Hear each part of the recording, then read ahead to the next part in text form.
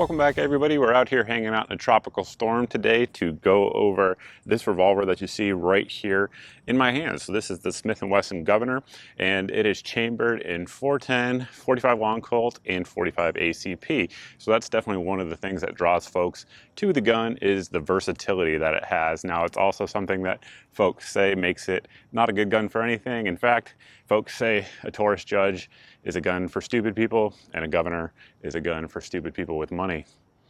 That may be true. However, we're going to give you my opinion on it, but it really is cool that it's able to chamber all three. So we have here some 410 shot shells. You can see it drops right in there just fine. We have the 45 Long Colt, drops right in there just fine. And you guys have seen them all be fired throughout the intro, in addition to some 45 ACP. Now these need to be on moon clips if they're going to work in this gun because it is not a rimmed cartridge. But as you can see, the chamber or the cylinder there is cut so that way the moon clips will fit in there and work just fine.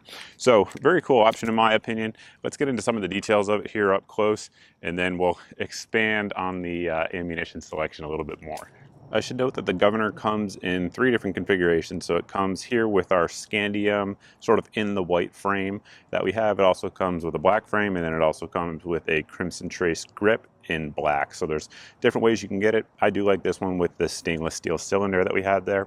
The grips on there are basic rubber overmolded type of revolver grips. It has the finger grooves. If you're somebody who doesn't like finger grooves, kind of out of luck. Of course, there are plenty of aftermarket options with this gun, but it does stick to your hand pretty darn well. It does a good job at helping to relieve a little bit of that recoil, especially if you're shooting some hot 410 stuff.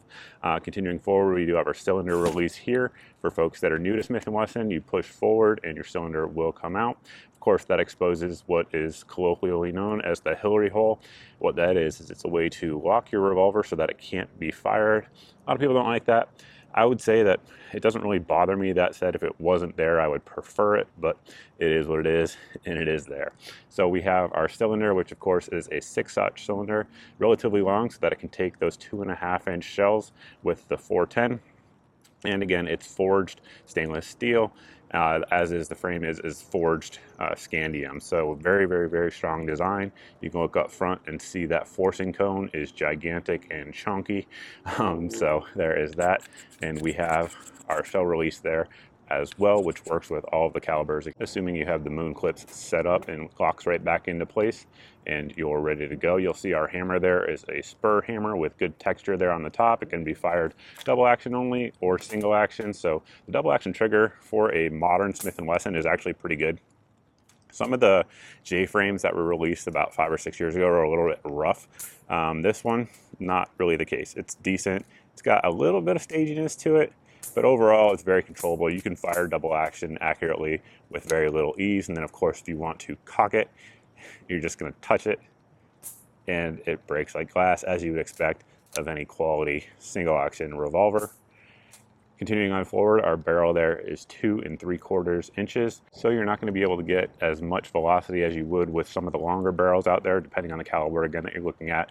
But it definitely still puts out some pretty good punch depending on the ammo if you do your job and select it correctly. You guys can see the markings there up front for all 3 calibers. Our front sight is just a black blade, and it is adjustable for windage, and of course the rear is built right into the top strap. The rain's starting to come down a little bit heavier right now. Hopefully it's not getting all over the lens, but I guess I'll figure that out in editing. Regardless, we're continuing on with the video. So I mentioned that there are aftermarket accessories available when I'm talking about the grip. That's absolutely true. There are sights available. There are a ton of holsters available as well. This one here, I've used a good bit. You guys have probably seen it throughout the video with me carrying it, but great leather holster. And I also have a crossbreed holster that you guys may have seen me carrying inside the waistband as well at different portions of this video. Speaking of carrying it, weight, it's not lightweight. It comes in at 30 ounces. So it's a big guy. It's about 8 inches long, not super small.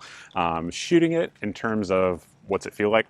If you guys have ever shot a 45 handgun, feels similar to that. However, I think with some loads, a little bit hotter loads, it's going to feel a little bit more recoil impulse for a couple of reasons. One, the bore is a little bit higher than it is on most handguns, and additionally, there's no reciprocating mass with the spring taking up a little bit of that recoil impulse.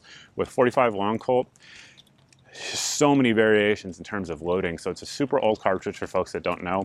And the standard pressures that you're going to get out of it with most factory ammo is going to put you right around 45 ACP. So pretty similar, somewhere in the 3 to 350 foot-pounds of energy. That said, because it's an old cartridge, it was not developed with modern, materials and powders in mind. If you're a hand loader, you can load 45 Long Colt and get very close to, if not exceeding, 44 Magnum velocities. And because everything on this gun is forged, again, the stainless steel cylinder and then forged frame, this thing will handle it. You guys saw that forcing code, and it's going to do it just fine. So there is that. And then, of course, with 410, if you get spicy buckshot, it's got some pop to it, but if you shoot like field loads in it, it feels like nothing. It feels less than a 45. That said, the spread, if you're just shooting like regular, not buckshot, not defensive loads through it, this thing spreads like crazy because, of course, the barrel is rifled, which it has to be under ATF laws. So with that, discussing spread, right, at like 15 feet, if you're shooting birdshot, I mean, it's huge. It's like this big or bigger. So if you're going to use that, you really kind of just got to think of it's basically a snake gun at that point. But with buckshot and purpose-designed rounds, like this one here, this is the Federal 410 handgun. Let's check that out and see how it does actually in some gel.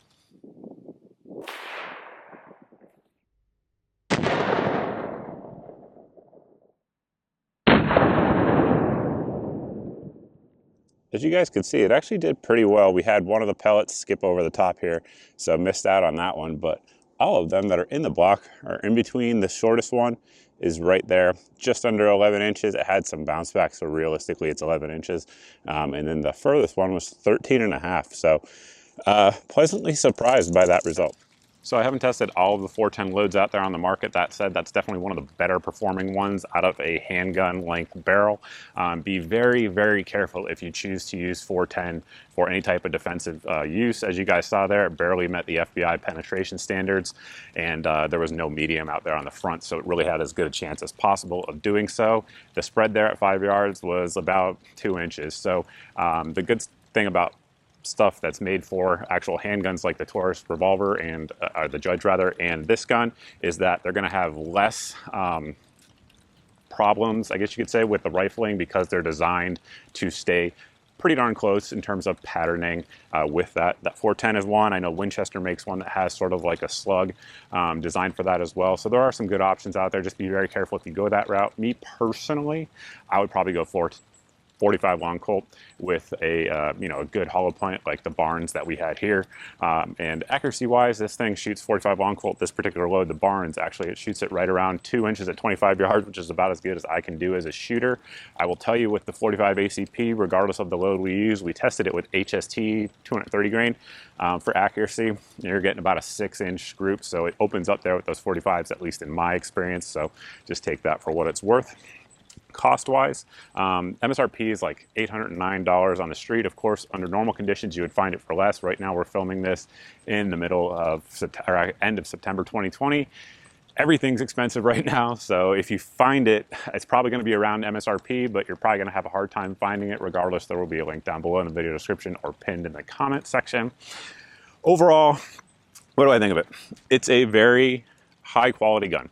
All modern Smith Wesson revolvers that I'm aware of that I've used to date have fit that description, and I think it is a viable self-defense option. Again, I would personally probably go 45 Long Colt, and I'm sure a lot of folks out there would go 410 shot shells. So just, you got to make your own mind up, and that's up to you guys out there. Just educate yourself before you do so. Is it the first gun I would pick for self-defense? No, it's not. Would I feel like I wouldn't be able to win a gunfight with it? No, I absolutely would. I would have zero issues with it, just like I would have zero issues with like a really small single stack 45 ACP. That's kind of how I look at it in terms of defensive use, but it, again, gives you the option of using the 410 shells, which I do think is pretty darn cool. That's pretty much it. If you guys have any questions about it, you can post those down below in the comment section, or you can also post over at my Facebook page where you actually will get an answer. Sometimes it takes me a little bit to get back to folks because there's literally hundreds of thousands of you and only one of me, but I do get back to everybody over there. And I didn't mention it, but I think it's just kind of understood. Reliability, we had zero issues at all with any loads we tested it with. Smith & Wesson wheel guns, they just work. So there is that. Anyway, that's all I got for you guys. I'm gonna head inside, get out of this rain, but thanks for watching. Thanks for subscribing. If you're not subscribed, please go ahead and hit the subscribe button, and I look forward to seeing everybody in the next video.